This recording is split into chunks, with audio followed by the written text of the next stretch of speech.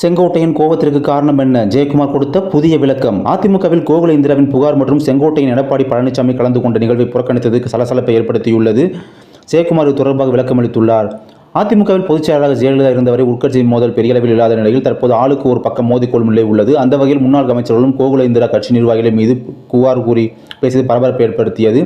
அடுத்ததாக அதிமுக பொதுச் செயலாளர் எடப்பாடி கலந்து கொள்ளும் நிகழ்வையே மூத்த நிர்வாகியான செங்கோட்டையன் புறக்கணித்தது அதிமுக நிர்வாகிகள் மத்தியில் அதிர்ச்சியை ஏற்படுத்தியுள்ளது. தொடர்பாக செங்கோட்டையன் கூறுகையில், ஜெயலலிதா புகைப்படம் இல்லை எனவும் இந்த திட்டத்திற்காக முதலில் ஆய்வு செய்ய நிதி ஒதுக்கியது ஜெயலலிதா தான் என குறிப்பிட்டார். இந்த காரணமாக நிகழ்வில் கலந்து கொள்ளவில்லை என்றும் கூறியிருந்தார். இந்த பரபரப்பான சூழ்நிலையில் சென்னை ராயப்பேட்டையில் உள்ள அதிமுக தலைமை அலுவலகத்தில் முன்னாள் அமைச்சர் ஜெயக்குமார் செய்தியாளர்களை சந்தித்தார்.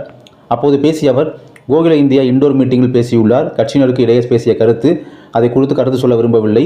கட்சியினருக்கு மனக்குறை ஏதுவாக இருந்தாலும் பொதுச் செயலாளரிடம் முறையிடலாம் என தெரிவித்தார்.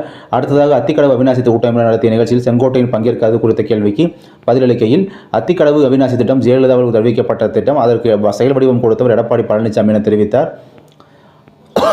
இபிஎஸ் ஆட்சியில் 80% அளவிற்கு பணியில் முடிவுற்றதாகவும் மீதமுள்ள 20% பணியை திமுக மெத்தனமாக கடந்த 3 ஆண்டுகளாக பணியை மேற்கொண்டதாக தெரிவித்தார்.